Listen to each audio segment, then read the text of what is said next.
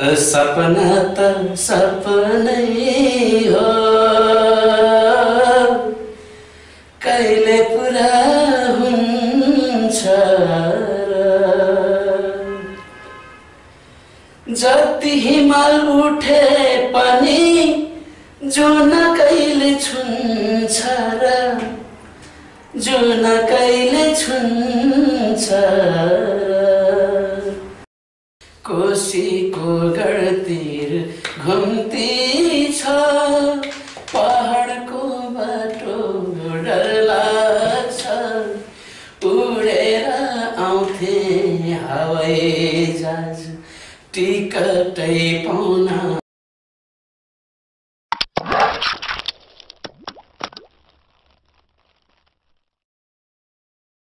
नमस्कार आदरणीय दर्शक महानुभावहरु फेरि पनि म उपस्थित भइसकेको छु मतबारकै कार्यक्रम प्रस्तुता इन्द्र जिजिबिसा सिलिचुङ टेलिभिजनको यो कार्यक्रममा म विभिन्न व्यक्तित्वहरुसँग कुराकानी गर्ने गर्दछु। यही क्रममा यही सिलसिलामा आज मैले मेरो अतिथिको रूपमा वरिष्ठ संगीतकार तथा गायक डाक्टर किरातलाई निम्ताएको छु। खोटाङ जिल्लामा जन्मिएर काठमाडौँमा सांगीतिक क्षेत्रमा रमाइरहनु भएका गायक तथा संगीतकार डाक्टर किरातका थुप्रै गीतहरू चर्चित भएका छन्। सुन बालुवामा सुन छैन हुम्लामा हजुर नुन छैन जस्ता गीतहरू, थामी राख्नु है छोरा आफ्नो थलो किलो जस्ता एउटा ऐतिहासिक गीतहरू र माया मलाई धेरै गर्छु भन्छौ यो गीत चाहिँ हाम्रो अहिलेका चर्चित जल्दी बल्दी गायिका मेलिना राईको डेब्यू एल्बम बहारमा समेट्यो गीत लगायत नेपालका दिग्गज गायक गायिकाहरू फतेमान, प्रेमध्वज प्रधान, दिलमाया खाती, योगेश वैद, दीप शेष, प्रकाश शेष लगायत अधिकांश नेपालका कलाकारसँग गायक गायिकासँग काम गरिसक्नुभएका छन्। आजका मेरा अतिथि डाक्टर किरातले यति मात्र होइन माधव प्रसाद घिमिरेको शब्द रचनामा समेत काम गरिसक्नु भएको छ। आजका मेरा अतिथि डाक्टर किरातले आउनुहोस् दर्शक महानुभावहरु, आजको यो कार्यक्रममा हाम्रो अतिथि वरिष्ठ संगीतकार तथा गायक संगीतकार डाक्टर किरातलाई म हार्दिक स्वागत गर्न चाहन्छु। डाक्टर जी, कार्यक्रममा स्वागत छ यहाँलाई। धन्यवाद सिलिचुङ टेलिभिजनलाई र यहाँलाई पनि हजुर तर्फबाट पनि। हजुर, अहिले तपाईको यो पछिल्लो समयमा एउटा एल्बम सार्वजनिक गर्नुभएको थियो हैन? यो एल्बम सार्वजनिक भए पछाडि एल्बमको प्रतिक्रियाहरू कस्तो आइरहेका छन् र यस्तो दिनहरू कसरी बितिरहेका छन्, यहाँबाट कार्यक्रम सुरुवात गरौँ न। हजुर, यो तस्बिर भन्ने हजुर एल्बम भर्खरै रिलिज गरियो। हजुर, यसलाई चाहिँ भर्खरै भन्नु मिडियाहरूतिर रेडियोहरूतिर हजुर एफएमहरूतिर वितरण गरिरहेको छु। हजुर, अनि जसले सुन्नुभयो सुनिसक्नुभयो उहाँहरूको प्रतिक्रिया अब राम्रै छ, राम्रो गीतहरू बनेको रहेछ भन्ने छ। तर अब अहिलेको प्रविधिको होइन अलिकति फड्को मारेको कारणले गर्दाखेरि यी सबै गीतहरूको म्युजिक भिडियो बनाउन सकिराखेको छैन। हजुर, त्यो सबै आउट भएका छैन कारणले गर्दाखेरि आम दर्शक श्रोताहरू बिचमा पुर्याउन सकिराखेको छैन। त्यसको एउटा गीत चाहिँ अब त्यति बेला पनि विमोचनकै क्रममा पनि आउट भयो। त्यसलाई चाहिँ अलिकति दर्शक श्रोताहरूले हेरिदिइसक्नु भएको छ। अरू गीतहरू चाहिँ अब यहाँ रेडियो सुन्ने एफएम सुन्ने र जसले चाहिँ सिडी पाउनुभयो उहाँहरूले मात्रै सुन्ने भएको हुनाले त्यति बृहत रूपमा अझै प्रतिक्रियाहरू आउन बाँकी छ। जस्तै तपाईँको यो तस्बिर एल्बम चाहिँ गीत एल्बम जो छ तस्बिर होइन, यो एल्बम खास गरी एल्बमभित्र कस्ता गीतहरू राख्नु भएको छ, कुन विधाका गीतहरू राख्नु भएको छ, अलिकति ब्रिफिङ तरिकाले हामी जाउँ। यसमा नितान्त एउटा लोक परिवेश घुमेको गीतहरू छ। अब देउराली भागेकी छु, फुलपाती राखेकी छु, बुढासुब्बा मन्दिरमा तिमीलाई मारेकी छु होइन, एउटा यसको अब एउटा प्रेमिकाले प्रेमीप्रतिको एउटा आग्रह होइन। म तपाईँले विधाको कुरा गर्दैछु यहाँले भनेको यो चाहिँ लोक आधुनिक विधा नै हो। यसमा चाहिँ अलिकति लोकगीतहरूलाई नै अलिकति आधुनिकीकरण गर्न खोजेको छु। अनि लोकगीतद्वारा नै यसलाई चाहिँ अलिकति पप गर्न होइन पप जस्तो शैली हो भनौँ न युवाहरूले अलिकति सहरिया युवाहरूले मन पराउने टाइपको त्यो लोक आधुनिक भन्नुभयो यहाँले होइन।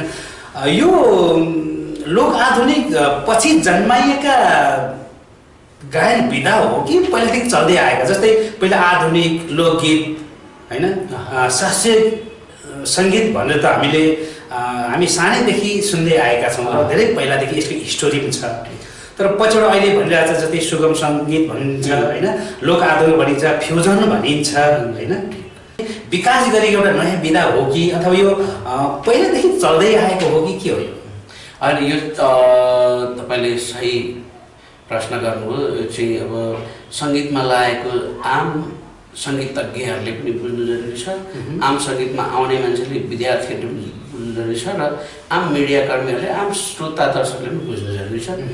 लोकगीत भनेको एउटा ठाउँ विशेष जाति विशेषमा गाइने पुरानो अत्यन्तै ऐतिहासिक त्यो धुनहरू हो लोकगीतहरू। त त्यसकै माध्यमद्वारा त्यसकै आधारद्वारा चाहिँ नयाँ किसिमको चाहिँ होइन अलिकति फरक किसिमले त्यसलाई आधार त्यही हो र त्यसलाई चाहिँ फरक किसिमले चाहिँ प्रस्तुत गर्दै अझै सहजीकरण अझै आधुनिकीकरण गर्नेलाई चाहिँ अब त्यो चाहिँ आधुनिकीकरण गरी भन्ने हुन्छ एउटा पछि विकास गरिएका पछि विकास भएका कुराहरू। यो किन विकास गरियो? समयको माग हो कि अथवा श्रोता दर्शकको डिमान्ड हो कि अथवा तपाईँहरूले आफै त्यसलाई जन्माउनु भएको हो कि सङ्गीतकारले के हो? त्यो एक त समयको माग पनि हो होइन, समय र अब यो चाहिँ समाज जसरी बदलिन्छ म्युजिकहरूमा पनि त्यस्तो किसिमको बदलावटहरू आउँदो रहेछ हुँदो रहेछ होइन। र लोकगीत मात्रै एउटै मात्रै लोकगीत मात्रै बजिराख्ने र गाइराख्ने भने त त्यहाँबाट चाहिँ विकास हुँदैन होइन। नयाँ बन्नको लागि त्यसबाट चाहिँ अलिकति अब डाइभर्सन अब गर्नैपर्छ, हान्नैपर्छ। त्यसबाट अब जस्तै तपाईँले भनेको पहिलेको प्रश्नको जवाब चाहिँ के हुन्छ भने लोकगीत थियो, लोकगीतद्वारा चाहिँ अब लोकगीत गाइन्छ बजाइन्छ। लोकगीत हाम्रो नेपाली परम्परा समाजको चाहिँ त्यो चाहिँ एउटा ऐना हो होइन, समाजको चाहिँ त्यो चाहिँ एउटा दर्पण गरिन्छ त्यो हो। अनि त्योद्वारा चाहिँ अहिले अब लोकगीतद्वारा चाहिँ लोक आधुनिक गीत बन्यो होइन। ती लोकगीतबाट चाहिँ लोक पप स्टाइलको गीतहरू बन्यो, तीबाट अहिले त अब लोक चाहिँ अब फ्युजन म्युजिक पनि बन्यो होइन। अब शास्त्रीय सङ्गीत बुझ्नेले शास्त्रीय सङ्गीत पनि अलिअलि त्यो लोकगीतमा हाल्ने, लोकगीतलाई पनि अलिअलि शास्त्रीकरण गरिदिने र आधुनिक गीत र पूर्वीय पश्चिमी गीतहरूलाई होइन पनि अब अलिकति चाहिँ त्यो फ्युजन जस्तो गरिदिने, त्यसले चाहिँ झन्झर एउटा नयाँ किसिमको चाहिँ ध्वनि हो। तर यसरी जति नयाँ प्रकारका धुनहरू जति नयाँ प्रकारका मेलोडीहरू आउँदै गर्छ, ती पुराना जुन हाम्रो सङ्गीत भनेको हाम्रो चाहिँ मेलोडी भनेका चाहिँ मर्दै जाने रहेछ होइन त? त्यस्तो होइन, त्यो चाहिँ कस्तो भने आधारै त्यही बनिसकेपछि होइन त्यसकैद्वारा त्यसकै पेरिफेरीद्वारा चाहिँ अरू नयाँ धुनहरू बन्न बित्तिकै हाम्रो धुन चाहिँ यो चाहिँ हो भन्ने चाहिँ हुन्छ होइन। त्यो चाहिँ अब हामीले बचाउनु नै पर्छ होइन। अब त्यसलाई चाहिँ पुरै पुरानो लोकगीतहरूलाई चाहिँ छोडेर चाहिँ आधुनिकीकरणको नाममा चाहिँ फेरि त्यसको चाहिँ बेस बिर्स्यो भने त तपाईँले भने जस्तै हुन्छ होइन। अब नेपाली लोकगीत के हो, नेपाली सङ्गीत संस्कृति के हो भन्नेतिर जान्छ। तर त्यसको आधारद्वारा टेकेर चाहिँ गऱ्यो भने अझै मजबुत भइन्छ देखिन्छ। हजुर, तपाईँको मतलब अब नेपाली गीत सङ्गीतमा फ्युजन आओस् अथवा लोक आधुनिक भनेर आओस्, तर जति आए पनि नेपाली गीत सङ्गीतको संरचना र स्वरूप चाहिँ बिग्रनु हुँदैन। तर नबिग्रिकन आयो भने त्यसलाई स्वीकार्नुपर्छ। तर बिग्रेर विकृतिको रूपमा आउँछ। अब यहाँनिर देखिन्छ बजारमा, तपाईँहरूले त हेरिराख्नु भएको छ, तपाईँहरू त जान्छन् मिडियाकर्मीहरू, हरेक गायक गायिका कम्पोजर होइन गीतकारहरू। अब एउटा गजलको रूपमा चाहिँ अब हामीले चाहिँ इन्डियन टाइप्सको म्युजिकहरू चाहिँ अब भित्राइराखेको छौँ क्या। त्यो चाहिँ गजललाई चाहिँ इन्डियन टाइप्सको होइन, नेपाली टाइप्सको चाहिँ गजल हामीले बनाउनु पऱ्यो कि होइन। अब पश्चिमी म्युजिकहरूमा पपको नाममा चाहिँ पुरै चाहिँ पप चाहिँ अब पश्चिमी टाइप्सको बनाइयो भने त त्यो त हाम्रो त सक्यो नि त। तर लोक बेसलाई पक्रेर चाहिँ पश्चिमी टाइप्सको हामीले चाहिँ गर्ने त नेपाली पनि रह्यो। त्यस्तो खालको चाहिँ हुनु पऱ्यो। जस्तै अब एउटा शास्त्रीय सङ्गीत सिकिन्छ, हामीले ग्रामरको व्याकरणको रूपमा शास्त्रीय सङ्गीत सिकिन्छ। तर त्यो शास्त्रीय सङ्गीत सिक्दा चाहिँ कस्तो खालको छ? अब पूर्वीय म्युजिकमा त अब सबैजना त अब इन्डियन म्युजिक हाबी छ होइन, बङ्गाली म्युजिक हाबी छ, पाकिस्तानी म्युजिक हाबी छ त्यो शास्त्रीय सङ्गीतमा मैले सिकेको थियो। तर मैले ठ्याक्कै हुबहु त्यही चाहिँ प्रस्तुत गर्दै बसेँ भने त्यो नेपाली पनि हुँदैन। तर अब त्यसलाई बुझिसकेपछि, त्यसलाई जानिसकेपछि, सिकिसकेपछि त्यसलाई चाहिँ नेपालीकरण गर्नु सक्यो, त्यसपछि डाइभर्ट गर्नु सक्छ। जस्तै यहाँले अब मेरो गीतहरू कतिको सुन्नु भएको छ, सुनवालुवामा सुन छैन, हुम्लामा हजुर नुन छैन, थामिराख्नु है छोरा आफ्नो थलो किलो होइन। अब यो टाइपको थुप्रै अब आधुनिक गीतहरूमा पनि अब यही हामीले अब अस्ति भनौँ न अब विमोचन गरेको एल्बमकोमा पनि अब तस्बिर तिम्रो पछि छ प्यारी मेरो आँखामा भन्ने छ, त्यो पप शैलीको छ होइन। पप शैलीकै भए पनि त्यसमा चाहिँ नेपाललाई टेकेर चाहिँ अब त्यो पप स्टाइलले चाहिँ अब त्यसलाई चाहिँ अब प्रस्तुत गरिएको छ भनेपछि त्यस्तो खालको चाहिँ हामीले चाहिँ अब कोसिस गर्नु पर्छ। जस्तै तपाईँले रोकेको चाहिँमा होइन के अरे अहिले सुनबालोमा सुन छैन, हुम्लामा हजुर नुन छैन, थामे राख्नु है भन्ने जस्ता गीतको यहाँको नाम लिनुभयो, गीतको बोलहरू होइन। जस्तै शब्द सुन्दा त नेपाली नै छ होइन, तर तपाईँहरू जस्तो सङ्गीत ज्ञातालाई सङ्गीत बुझ्ने मान्छेलाई त्यहाँबाट कुछ न कुछ केही त होला, नेपालीपन आयो होला।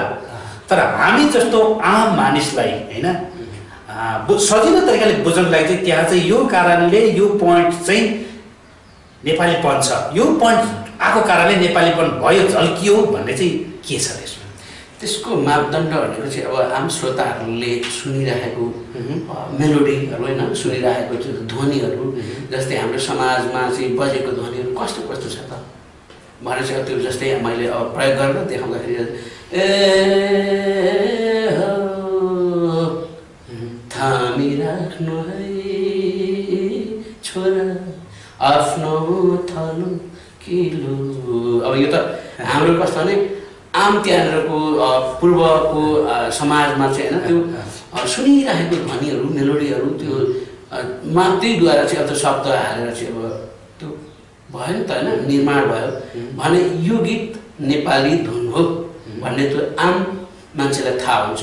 अनि त्यसपछि त्यो सँगसँगै त्यो बाजाहरू पनि होइन, अब त्यहाँ चाहिँ अब हामीले चलाउने मादल होइन, नेपालीमा चाहिँ बाँसुरीहरू होइन, त्यसमा चाहिँ सारङ्गीहरू, त्यसपछि अब टुङ्नाहरू हो, अनि त्यस पछाडि अब चाहिँ बिनायो मुर्चुङ्गाहरूलाई चाहिँ विभिन्न फ्युजन गर्दै चाहिँ बनाइएको अब त्यहाँ भनौँ न गीतहरू निर्माण गर्न त किबोर्डहरूद्वारा चाहिँ निर्माण हुन्छ। त्यसको चाहिँ अब त्यो किबोर्डहरूको सिम्बोलिक उहरूलाई पनि त्यस्तै किसिमले छाया दिँदै हामीले बनायौँ। हजुर, यहाँले जति पनि ती बाजाको नाम लिनुभयो होइन, मादल, टोङ्गा, झ्याली, ख्यान्टा, मुर्चुङ्गा, बिनायो इत्यादि नाम लिनुभयो होइन।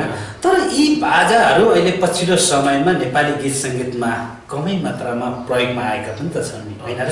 त्यस्तो छ, कस्तो भने त्यो विकास सँगसँगै त्यसरी चाहिँ गयो, कस्तो चाहना अनुसार र कम्पोजरहरूले पनि त्यो मान्छेको त्यो अनुसार अब व्यापारीकरण पनि भयो, गर्नु पनि अब पायो। मैले बार भन्ने गरेको छु कस्तो भने त्यो व्यापारको नाममा चाहिँ सबै बिर्सिनु चाहिँ हुँदैन, तर व्यापार पनि हुनु चाहिँ पर्छ, तर हाम्रोपन चाहिँ बिर्सिनु हुँदैन। त्यसको लागि चाहिँ अब हामी सङ्गीतज्ञहरूले नै त्यसलाई चाहिँ अब जोड गर्नुपर्छ, त्यसलाई बुझ्नुपर्छ, त्यसलाई प्रयोग गर्नुपर्छ, त्यसलाई चाहिँ प्रयोगदेखि टाढा लैजानु हुँदैन र हाम्रोपन बचाउनुपर्छ।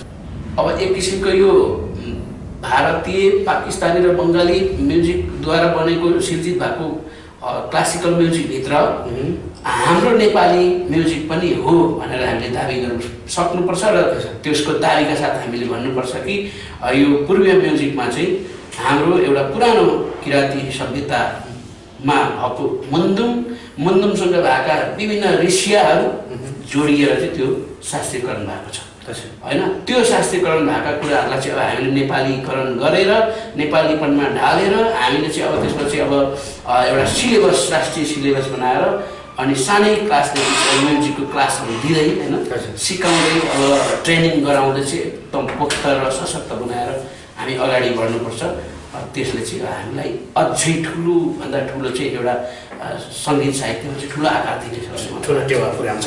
जस्तै तपाईँ त शास्त्रीय सङ्गीतको ज्ञाता पनि हुनुहुन्छ होइन, जस्तै गीत सङ्गीतको लागि अथवा एउटा कलाकार बन्न, एउटा गायक बन्नलाई, एउटा सङ्गीतकार बन्नको निम्ति शास्त्रीय सङ्गीत चाहिँ अपरिहार्य नै हो? एकदमै यो अपरिहार्य नै हो, किनभने लोकगीतलाई मात्रै संरक्षण सम्वर्धन गर्छु भनेर भन्यो भने हुँदैन होइन, त्यो हुँदैन, हुन्छ। तर जसरी विकासको छलाङ मार्नुपर्ने, त्यो विकासको छलाङ मार्नु सकिँदैन। किनभने हामीलाई जानकारी त हुँदैन। हाम्रो एउटा ठाउँको एउटा भूगोलको एउटा जातिको संस्कृति मात्रै त थाहा भयो होइन, नेपालको मात्रै त थाहा भयो। तर अन्तर्राष्ट्रियमा चाहिँ कसरी चल्दैछ भने त्यही भएर हाम्रोलाई पक्रेर अन्तर्राष्ट्रियमा पनि दिनको लागि चाहिँ कोसिस गर्नुपर्छ हामी, किनभने हामीसँग त्यस्तो धेरै चिजहरू छ त। जस्तै तपाईँ एउटा सङ्गीतको राम्रो टिचर पनि हुनुहुन्छ होइन, जो नयाँ मार्गी सङ्गीत एकाडेमी भनेर पनि यहाँले सङ्गीत एउटा स्कुल चलाइरहनु भएको छ अहिले होइन। जस्तै आम मानिसहरू पनि सङ्गीतमा आउन चाहन्छन्, रमाउन चाहन्छन् होइन, गायक गायिका बन्न चाहन्छन्। उनीहरूले सिक्नै पर्ने पहिलो स्टेप चाहिँ के छन् त? जस्तै सङ्गीतको सास सुर होला होइन, अथवा के होला, अलिकति बताइदिनुहोस्। जसलाई सङ्गीतको ज्ञानै छैन, गायक गायिका बन्न चाहना छ, उहाँहरूको लागि एउटा प्लस पोइन्ट भन्नुहोस् कि होइन, तपाईँको एउटा यो सजेस्टले होइन, पहिलो सुरुमा कति सुर सिक्ने, कति ताल सिक्ने, के सिक्ने, कसो गर्ने, बेसिक रूपमा चाहिँ के हुन्छ सरस्वती छोटो? हाम्रो पूर्वी म्युजिकमा अहिलेसम्म चलिरहेको यो प्रश्नोत्तर यानि अब इक्जाम दिने परम्परा चाहिँ छ होइन, छ। त्यसलाई चाहिँ अलिकति परिमार्जन गर्न त लाग्नुपर्छ।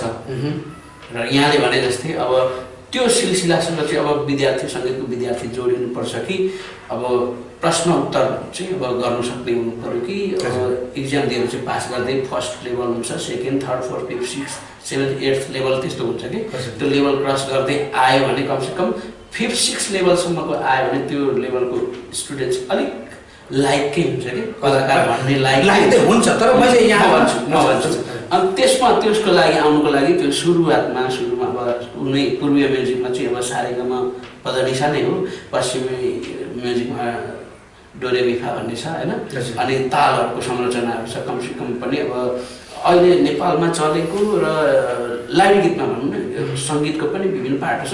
लाइट गीतमा चलेका म्युजिकहरू कमसेकम 7-8वटा जति चाहिँ 7वटा जति 8वटा जति तालहरू बुझ्नु सक्नु पऱ्यो कि लाइट गीतको कुरा है। क्लासिकल म्युजिकको चाहिँ 28-30वटा त तालको मात्रै नाम छ र तालहरू मात्रै छ कि त्यो नामहरू पनि सम्भव छ भने भन्नु। त्यो थुप्रै छ। अब मुख्य एक ताल, तीन ताल, चौताल, तिलवाडा ताल, आडा ताल, सुन ताल होइन, झम्पा ताल, लक्ष्मी ताल, थुप्रै छ। त्यो अब त्यो तालहरू अब लाइट सठिक रूपमा तपाईँले भनिदिनुहोस् कि जस्तै जो मान्छे इन्ट्रेस्ट छ, भित्रैदेखि गीत गाउने उसको चाहना छ, तर उसलाई सङ्गीतमा जिरो नलेज छ होइन, उसले साधारण र सिम्पल तरिकाले होइन कति सिक्नु पर्यो। साधारण एउटा गीत जस्तै एउटा आधुनिक गीत अथवा एउटा लोकगीत गाउनु पर्यो, उसले कतिसम्म चाहिँ थोरै सब मिनिमम होइन, एकदम सबैभन्दा मिनिमम चाहिँ उसले नलेज हुनुपर्ने नै चाहिँ कति चाहिँ। यो चाहिँ कस्तो सङ्गीत भनेको चाहिँ कस्तो भने अलिकति चाहिँ प्राकृतिक प्रदत्त पनि हो। कस्तो भने सङ्गीतमा चाहिँ कपी गर्न सक्नु, नक्कल गर्न सक्ने क्षमता हुनुपर्छ। कतिको चाहिँ त्यो नक्कल गर्न सक्ने क्षमता हुँदैन नि, त्यो चाहिँ सङ्गीतभित्रबाट चाहिँ उसको चाहिँ अब सङ्गीत सुइटेबल हुँदैन क्या। त्यो जो कपी गर्नु सक्छ, नक्कल गर्नु सक्छ, उसको लागि चाहिँ अब क्लासमा बस्नु बित्तिकै चाहिँ 5-6 महिनामा उसले दादरा ताल भनेको यो रहेछ, यसको बोल गीत यस्तो हुँदो रहेछ होइन, खेम्टा ताल भनेको यो रहेछ, कहरुवा ताल, रूपक ताल, झप ताल, दिपसन्धी ताल भनेको इत्यादि ताल भनेको चाहिँ यो रहेछ भन्ने चाहिँ थाहा पाउँछ। त्यो उसलाई चाहिँ भित्री ऊबाटै माइन्डबाट पनि दिलबाट पनि त्यो उसलाई चाह म्युजिकमा केही नगरी छाड्दिनँ भन्ने चाह छ भने, त्यो तीव्र इच्छा छ भने उसले छिटो सक्छ होइन। नत्र अब त्यो चाहिँ अब कति मान्छे अब मेरो स्टुडेन्ट्सहरू छन् 15-16 वर्षदेखि अब मसँग सङ्गीत अहिलेसम्म पनि अब तालमा पनि गाउनु सक्दैन होइन, सुरमा पनि गाउनु सक्दैन, त्यस्तो पनि छ। तर मिनिमम कमसेकम अब म चाहिँ भन्छु 2 वर्ष 3 वर्ष क्रस गर्नु सक्यो भने उसलाई चाहिँ सङ्गीतको नसा पनि लाग्न थाल्छ, उसले सङ्गीतको अलिअलि त्यो रङ पनि होइन पत्ता लगाउनु थाल्छ। नत्र भने मैले भने जस्तो अब कोही ट्यालेन्टहरूले चाहिँ 5-7 महिनादेखि उसलाई सुर तालको विषयमा चाहिँ जानकारी हुन्छ, तर यो चाहिँ साधना गर्ने विषय भएको हुनाले अब यो 5-7 महिनाले केही पनि हुँदैन। अब 9-10 वर्ष जति गर्दै गयो नि त्यति चाहिँ त्यो खारिँदै जाने। अब हामीले चाहिँ अब पूर्वीय म्युजिकको चाहिँ साधकहरूको कुरा गर्ने भने चाहिँ 18औं वर्ष 22औं वर्ष 30औं वर्ष चाहिँ प्र्याक्टिसमा मात्रै बितायो अरे भन्ने छ। यहाँ चाहिँ हाम्रो चाहिँ नेपालमा चाहिँ परम्परा त्यस्तो खालको त्यो गुरु परम्परा र त्यस्तो भनौँ न अब साधना गरेर परम्परा नभएको हुनाले हामीले चाहिँ अब वर्ष मात्रै गर्छु म 2 दशकदेखि लागेँ होइन 3 दशकदेखि लागेँ भने त्यो दशकदेखि लागेको मात्रै हिसाब हुन्छ चाहिँ के त भन्दाखेरि चाहिँ अब गरेको चाहिँ केही पनि छैन न किताब छ यहाँनिर म्युजिकको किताब बनाउनु खोज्यो होइन न ग्रामर अब आउने उसले चाहिँ उसको गीतले चाहिँ अब मार्गदर्शन दिनु सक्यो होइन मार्ग दिनु सक्यो त्यस्तो टाइपको छ नेपालको विडम्बना छ। भनेपछि तपाईँले चाहिँ के आगामी दिनमा सङ्गीत सम्बन्धी किताबहरू तयार गर्दै हुनुहुन्छ ग्रामरहरू लेख्दै हुनुहुन्छ? हजुर मैले अब त्यही भनेर पूर्वी म्युजिक त अब सिकियो बुझियो धेरै सिकेको छैन बुझेको छैन अब मलाई त्यस्तो खालको धेरै विज्ञ भन्नुभयो होइन त्यस्तो खालको होइन त्यही पनि मैले जति सिकेको छु जति बुझेको छु त्यो चाहिँ अब नेपालीपनको नेपाली माटोसँग मिल्ने टाइप्सको सबैले स्वीकार्ने खालको चाहिँ रागहरूको बन्दिसहरू बनाएको छु म यसलाई चाहिँ अब यहाँ चाहिँ एप्लाई गर्न चाहन्छु कोसिस गर्दैछु। जस्तै डाक्टर चाहिँ यति बेलाको बसाइमा हामी छौँ थुप्रै दर्शक श्रोताहरूको अगाडि उहाँले हामीले हेरिरहनु भएको छ। तपाईँ सङ्गीतकार मात्रै नभएर एउटा गायक पनि हुनुहुन्छ के हामी यो वर्षमा एउटा गीत पनि सुन्छौँ? डाक्टर विष्णु राईले लेख्नु भएको हाम्रो पहाडको ढाकर बोकेर हिँड्नुपर्ने होइन कोसीको घरतिरै हिँड्नुपर्ने होइन अब गाडी नपाउने अब अवस्था जुन थियो अहिले पनि छ त्यसको त्यो टाइप्स त्यसको कथाको गीत कोसीको गढतिर घुम्ती छ पहाडको बाटो डर लाग्छ कोसीको गढतिर घुम्ती छ पहाडको बाटो डर लाग्छ उडेर आउँथे हवाई जहाज टिकटै पाउन गाह्रो छ यसपल्ट पनि हाम्रो भेट नहोला जस्तो छ यसपल्ट पनि हाम्रो भेट नजुर्ला जस्तो छ। कठै वरालै तपाईँले यी गीत सुनेर राख्दाखेरि मेरो पनि जस्तै बाल्यकालको यादहरू आयो। जति बेला हामी डिक्टेलबाट काठमाडौँ आउँदाखेरि त्यो 2 दिनसम्म सामल खाजा भएर हिँड्नु पर्थ्यो। त्यतिखेर ढाकारमा थुप्रै सामानहरू बोकेर भरियाहरू जो ढाक्रेहरू हिँडिरहनु हुन्थ्यो होइन उस्तै कोसीको तिर अप्ठ्यारो बाटो त्यो गीतहरूको यो गीतको शब्दहरूले मलाई पनि एउटा बाल्यकालको यादतिर धकेलिदियो।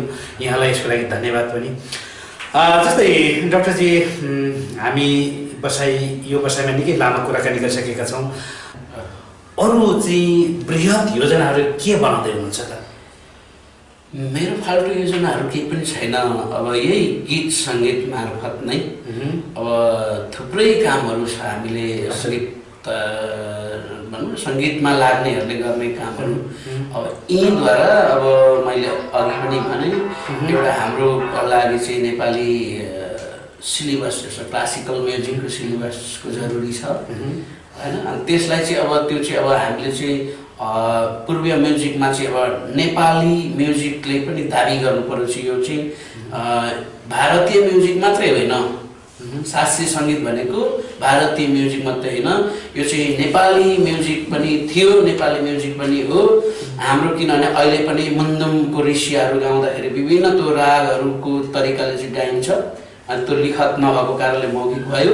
त्यसलाई चाहिँ अब त्यति बेलाको बौद्धिक विद्वानहरूले होइन जसले चाहिँ साक्षर थिए अनि अध्ययन पनि गर्न सक्थे र किताबमा पनि कोर्न सक्थे र त्यो ध्वनिहरूलाई चाहिँ एउटा होइन मा चाहिँ मापन गरेर नापेर चाहिँ राखेर चाहिँ 7 सुरभित्र चाहिँ अब राखे। ती ध्वनिहरू सबै नेपालको थियो नेपालको पनि थियो यति मात्रै हो कि उनीहरूले चाहिँ अब त्यो ग्रामरको रूपमा चाहिँ लिखत गरिदिए। ती कुराहरूलाई चाहिँ हामीले प्रमाणित गर्नु छ। म बाँचिन्जेल होइन मैले सकिन्जेल चाहिँ त्यो कुराहरूको चाहिँ अब मेरो चाहिँ बहस मेरो दाबी हुन्छ सर पूर्वीय म्युजिक चाहिँ इन्डियनहरूको मात्रै होइन पूर्वीय म्युजिक चाहिँ तर कस्तो छ भने जस्तै जति बेला हैन फतेमान राज भण्डारीहरू हुनुहुन्थ्यो, भक्तराज आचार्यहरू हुनुहुन्थ्यो, नारायण गोपालहरू हुनुहुन्थ्यो हैन, त्यसभन्दा पछाडिका पिँढीहरू पनि थुप्रैहरू हुनुहुन्छ हैन। जस्तै यता हाम्रा इन्डियन गायिकाहरू भए पनि साधना सङ्गमहरू, कविता कृष्णमूर्तिहरू हुनुहुन्थ्यो हैन, आशा भोसलेहरू हुनुहुन्थ्यो हैन, तारादेवी, अरुणा लामाहरू, उहाँहरूले जुन जति बेला चाहिँ नेपाली गीत सङ्गीतमा एउटा स्वर्णिम युग अथवा चाहिँ एउटा अमिट छाप छोड्नु भएको थियो हैन। ती गीतहरू त्यति बेलाको समयमा सुन्दा पनि उत्तिकै कर्णप्रिय लाग्थे हैन, आज सुन्दा पनि उत्तिकै कर्णप्रिय लाग्छ। तर हिजो आजको गीत सङ्गीतहरू 2-4 दिन सुन्दाखेरि मजै लाग्छ, तर हप्ता 10 दिन काटेपछि के सुन्नु है यस्तै त हो भन्ने जस्तो फिल गराउँछ के। खासमा यो के कारणले हो? होइन त्यो यस्तो तपाईँले प्रश्न अर्कोतिर गर्नुभयो होइन, मैले अब जवाब अर्कोतिर दिने जस्तो भयो। त्यो तपाईँले भनेकै प्रश्नको म उत्तर दिन्छु कि त्यो गीतहरू अब राम्रो राम्रो गीतहरू निर्माण भयो, त्यो निर्माण हुनु, मन पराउनु होइन, एक युगमा चाहिँ चल्नु होइन, र त्यो अमिट छाप भएर चाहिँ ऐतिहासिक बन्नु छुट्टै कुरा भयो। यो छुट्टै कुरा, मैले अघि अब भनेको चाहिँ छुट्टै कुरा हो कि। त्यो चाहिँ कस्तो भने अब हामीले चाहिँ पूर्वीय म्युजिकलाई चाहिँ अब हाम्रो नेपालीहरूले पनि दाबी गर्दै जानुपर्छ, र यहाँनिर चाहिँ सङ्गीतज्ञहरू जो जो छौँ उनीहरूले पनि त्यो दाबी गर्दै जानुपर्छ। हामीले आफ्नो धारको म्युजिकलाई चाहिँ स्थापित गर्नुपर्छ, नेपाली गीत स्थापित गर्नुपर्छ। अनि तपाईँले भने जस्तो त्यहाँबाट चाहिँ जोड दिनुपर्छ। त्यसलाई आधार मानेर चाहिँ हामीले फेरि त्यस्तै अझ अमर गीतहरू चाहिँ निर्माण गर्दै जानुपर्छ कि त्यो चाहिँ अब जीवन्त होइन, अब यो धरती रहन्छ पृथ्वीको अन्त्य नभइदिनसम्मको गीतहरू चाहिँ गुनगुनाउने मेलोडीहरू, ध्वनिहरू हामीले त्यहाँबाट चाहिँ खोज्नुपर्छ। यहाँले भन्दै आइरहनु भएको छ सङ्गीत, नेपाली गीत सङ्गीतको क्षेत्रमा एउटा बहसको जरुरी छ पनि भन्नुभएको छ होइन। खास बहस के को लागि, कस्तो बहस होइन, यो बारेमा अलिकति प्रश्न पार्नु। यो अब अहिले टाइम पनि छैन होला तपाईँको पनि होइन, यो एकदमै जरुर यसलाई चाहिँ हामीले चाहिँ छलफल गर्नुपर्छ, निर्मम बहस गर्नैपर्छ। किन नेपाली म्युजिकहरू अहिलेसम्म चाहिँ यस्तो भयो त होइन, के कारणले गर्दाखेरि चाहिँ नेपाली म्युजिक चाहिँ आयो त? यतिका धेरै चाहिँ सङ्गीतज्ञहरूले हामीसँग चाहिँ लोक सङ्गीत, लोक साहित्य छ, लोक धुनहरू छ, साहित्य छ, के भयो त होइन, के भयो त भन्दा केही त भयो होइन। तर किन चाहिँ हामीले सोचेको जस्तो चाहिँ सँगसँगैको देशहरूको चाहिँ अब म्युजिकहरू चाहिँ कहाँ कहाँ पुगिसक्यो, हामी चाहिँ किन चाहिँ होइन हामी त जान्छ र धरातल, आफ्नो धरातल पनि बिर्सेर होइन, अब पुरै चाहिँ विदेशी म्युजिकहरूको पछाडि चाहिँ लाग्नु खोजिरहेको छौँ होइन। तर यो त अलिकति नक्कल गरेर नै हो कि त? जस्तै यहाँले अघि भन्नु यस्तो के, यस्तो त अब यहाँको सङ्गीतज्ञहरूसँग त्यस्तो गहिरो अध्ययन छैन भन्ने हामीले अब बुझ्नु पर्यो होइन। अब आदरणीय हाम्रो यहाँको नेपालका ठुल्ठुला चर्चित स्थापित आदरणीय दाई दिदी होइन, काका बाजेहरूलाई त्यो चाहिँ अब सम्मान छ, जसरी गरेर आउनु उहाँले जति बुझ्नुभयो त्यो भयो।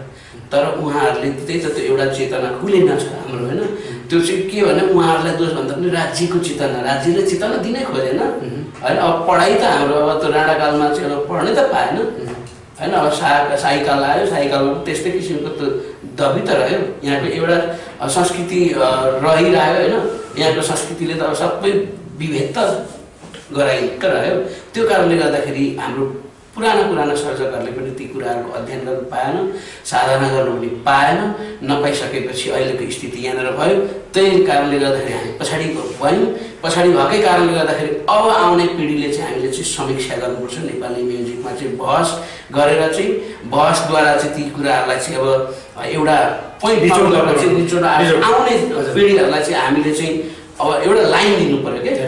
यो अध्ययन गरेर आऊ हैन साधना गरेर आऊ म्युजिकलाई चाहिँ त्यस्तो तिमीले चाहिँ अब खेलबाड नगर म्युजिक भनेको चाहिँ त्यो रमाइलो त हो तर रमाइलो सँगसँगै चाहिँ त्यो देशसँग राष्ट्रसँग र त्यहाँको आम समुदाय जनतासँग चाहिँ जोडिएको विषय हो भनेर चाहिँ अब हामी हजुर तपाईँको आशय बुझिसक्यो जस्तै बहस चाहिँ कहिले सुरुवात गर्नुहुन्छ त करिब अब हाम्रो बिचमा त हैन साथीभाइ एक दुईजना चलिरहेकै छ भइरहेकै छ हैन अब यसलाई चाहिँ अलिकति अझै व्यवस्थित किसिमले सौहार्दता किसिमले एक आपसमा भनौँ न त असौहार्दता होइन एक आपसमा चाहिँ सम्मानजनक किसिमले चाहिँ हामीले छलफल गर्नुपर्छ त्यो समय आइपुग्ला समय आउला अब साथीहरूलाई पनि त्यो किसिमको इच्छा होला भन्ने लाग्छ किनभने हामी यही धरातलमा बस्नुपर्छ भनेर चाहिँ कोही सङ्गीतज्ञलाई पनि मजा छैन होला छैन होला अब हामीले एकचोटि छलफल गर्नुपर्छ मैले सुनेसम्म